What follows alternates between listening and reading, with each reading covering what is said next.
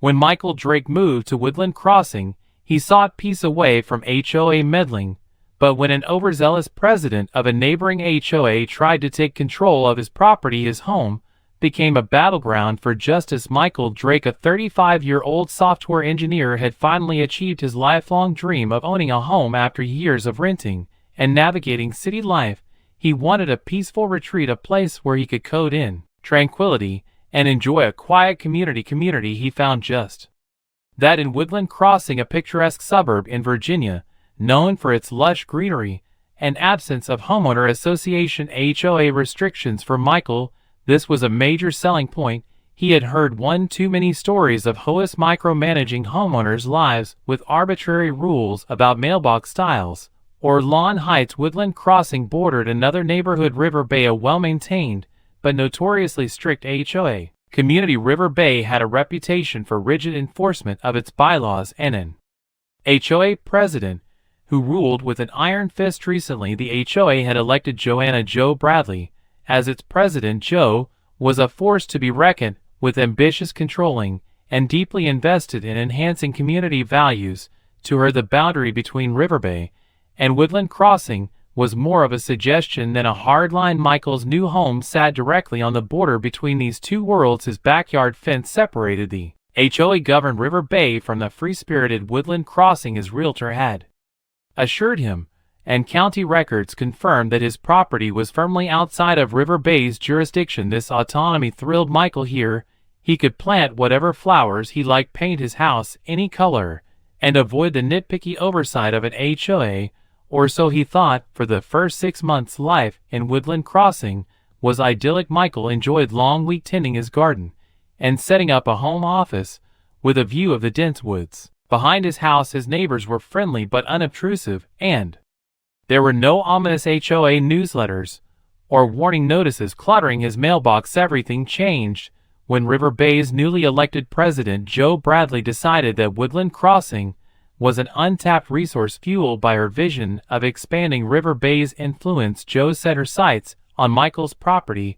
From her perspective, his home's proximity to River Bay meant it should fall under her control. Unbeknownst to Michael, Jo had begun quietly redrawing the neighborhood boundaries in her mind, and later on paper. It wasn't long before her plans began to take shape. Michael's tranquility, carefully cultivated in the quiet corners of Woodland Crossing, was about to be shattered in ways he never anticipated. The house that represented freedom and peace would soon become the center of a storm he could never have imagined. Michael first noticed the trouble when an unfamiliar envelope appeared in his mailbox. The letter bore the logo of the River Bay HOA, a sleek design of a river winding through trees, and inside was a formal notice. It outlined violations on his property: overgrown flowers encroaching on the lawn, shrubs that weren't community approved, and a non-standard mailbox. Confused, Michael reread the notice, certain there had been a mistake. His home wasn't part of River Bay.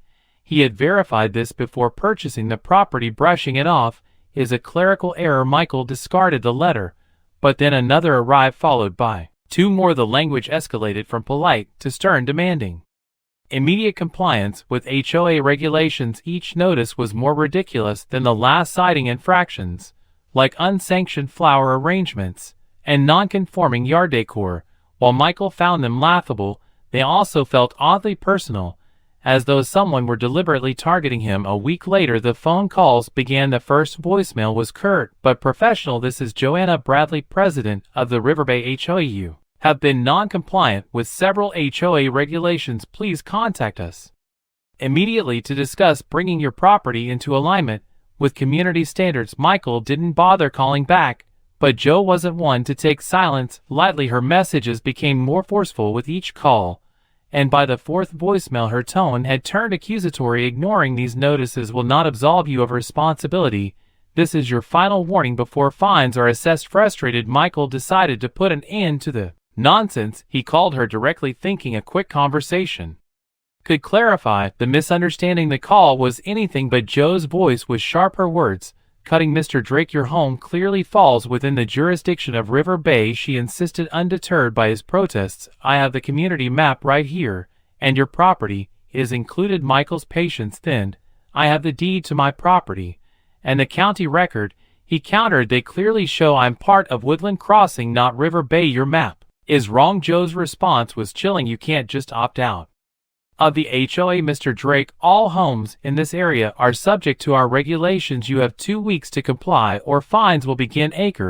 After the call ended, Michael felt a nod of unease. Joe's words carried a confidence that suggested she wouldn't back down despite the facts. He decided to document everything, starting with a certified letter to the HOA, including copies of his property deed and county records. He also installed security cameras around his home, a precautionary measure fueled by a growing sense of foreboding. The notices didn't stop. If anything, Joe escalated her efforts. Michael began noticing unfamiliar vehicles parked near his house, and the unease grew. What started as bureaucratic overreach was beginning to feel like harassment.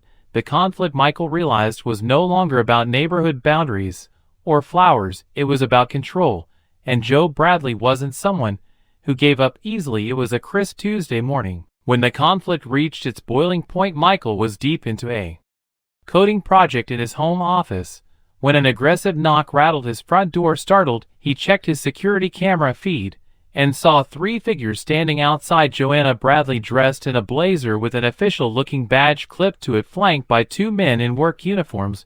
Both men carried toolboxes, and their body language screamed authority. Michael stayed put, speaking through the camera's intercom system. "Can I help you?" he asked, his voice steady but firm. "This is Joanna Bradley, president of the River Bay HOA," she announced, holding up a laminated piece of paper. "We're here to serve you an office notice of eviction due to your repeated non-compliance with HOA regulations." Michael couldn't help but laugh. "Eviction?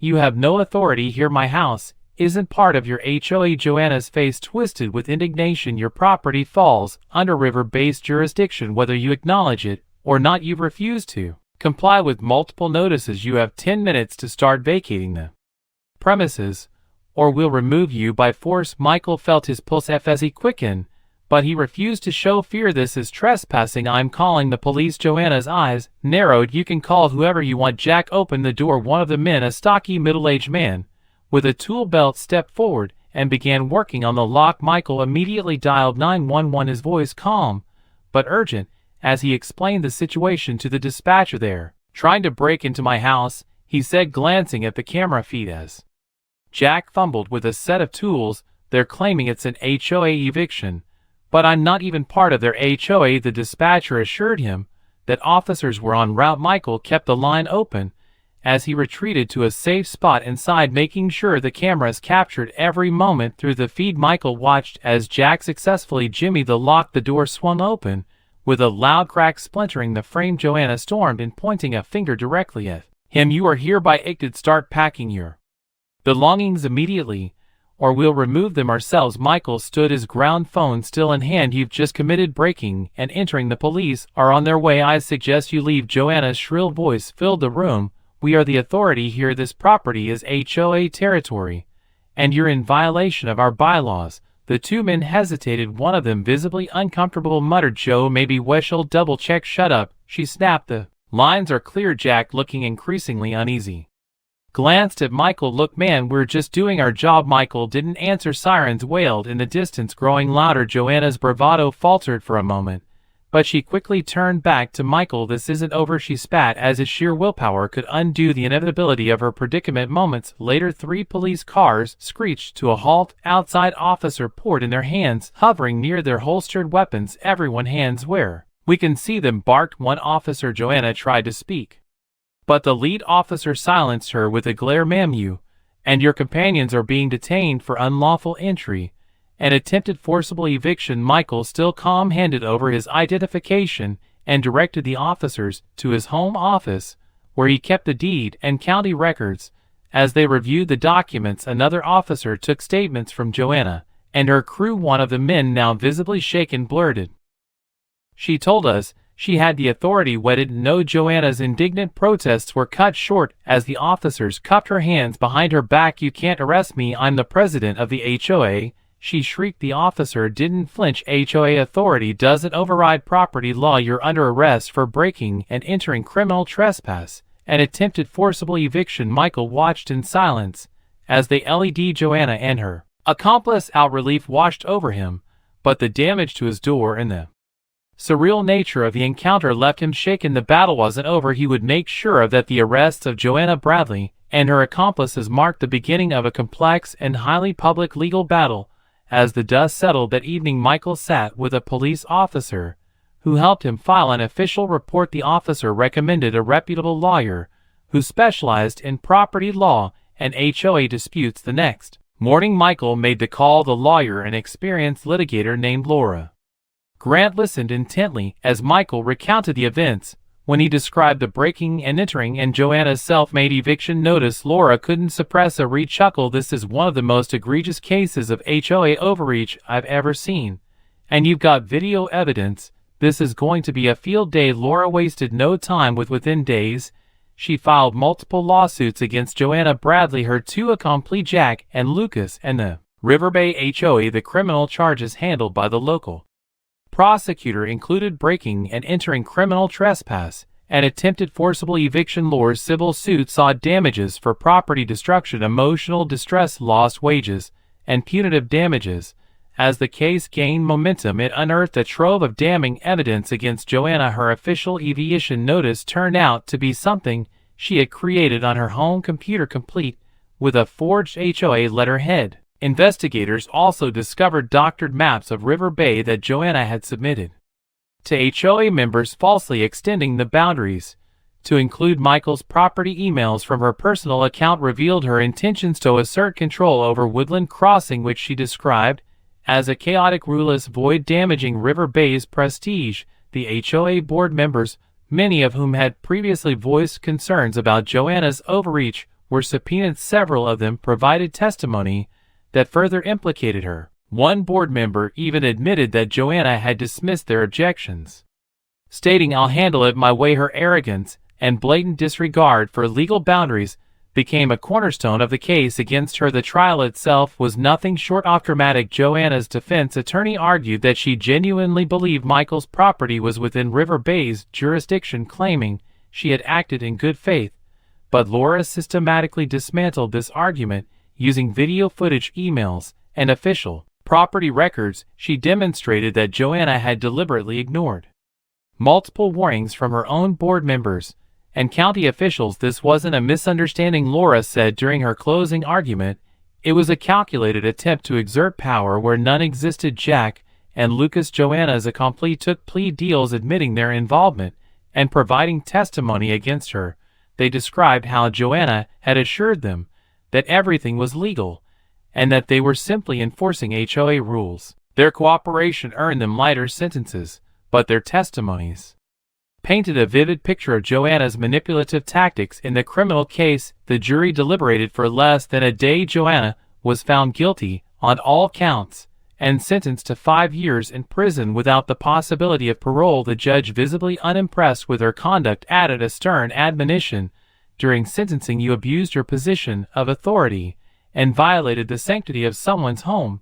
This court will not tolerate such blatant disregard for the law." The civil suits were equally decisive. The court awarded Michael $200,000 in damages, covering the repair costs for his broken door, lost income from the time spent dealing with the fallout, and significant compensation for emotional distress. The HOA's insurance company reluctantly paid out, but not before dissolving its contract with Joanna and issuing a public apology to Michael. The HOA itself faced additional scrutiny from county regulators. Under pressure, the remaining board members resigned en masse. A newly elected board promised to implement strict reforms, including limits on the president's authority and mandatory legal reviews of all HOA actions. For Joanna, the consequences were far-reaching. In addition to her prison sentence, she faced personal bankruptcy after being held liable for an additional $50,000 in punitive damages.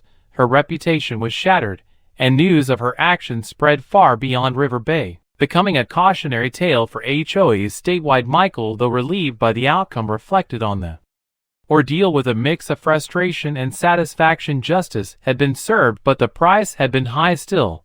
As he walked out of the courthouse with Laura, he couldn't help but feel a sense of closure. The battle for his home was over, and he had emerged victorious. The fallout from Joanna Bradley's actions rippled through both neighborhoods, leaving a lasting mark on River Bay. Woodland Crossing, and beyond, with Joanna imprisoned and the HOA's reputation in tatters. River Bay faced a reckoning. Residents, many of whom had endured years of Joanna's authoritarian rule, demanded sweeping changes. The newly elected HOA board, led by a retired attorney with a background in property law, took swift action. They overhauled the association's bylaws, introducing clear limits on presidential authority and requiring all enforcement actions to be reviewed by legal counsel. Mandatory training sessions on property rights and legal boundaries were instituted for all future HOA board members.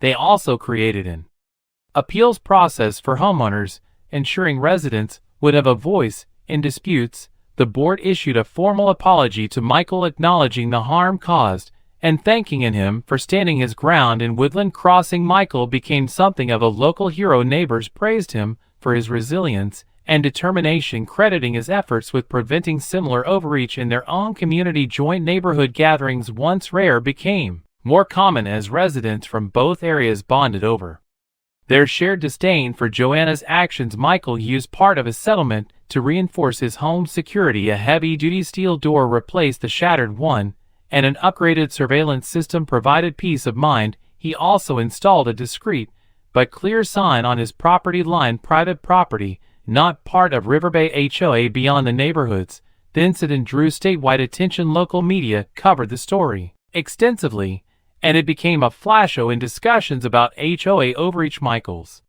case inspired proposed legislation in Virginia aimed at increasing oversight of HOAs and protecting homeowners' rights. Advocacy groups reached out to Michael, inviting him to speak about his experience at public forums. For Joanna, the consequences were far more personal. News of her conviction spread quickly, tarnishing her name. Her family distanced themselves, and her once loyal allies in the HOA turned their backs. Her financial ruin, combined with the public humiliation, left her with little to return to after her release. Meanwhile, Jack and Lucas, those serving lighter sentences, faced community ostracism and struggled to rebuild their lives. Michael, however, found a sense of closure. While the ordeal had been exhausting, it strengthened his resolve and reinforced the importance of standing up for one's rights. His home, once a battleground, was now a sanctuary again, a symbol of his victory against unchecked power. The line between Woodland Crossing and River Bay became known locally as Bradley's Folly, a permanent reminder of how far arrogance and overreach can go when left unchecked. Months after the dust settled, Michael Drake stood in his newly fortified front yard, reflecting on how his peaceful life in Woodland Crossing had been disrupted and then restored. The scars of the incident, the broken door, the invasive actions of Joanna Bradley had left a mark on his life, but they had also brought about meaningful change. His home, once at the center of a heated battle for control, was now a fortress of independence and a testament to his perseverance. The boundary between Woodland Crossing and River Bay had transformed from a simple property line into a local legend. Residents of both neighborhoods affectionately called it Bradley's Folly, a term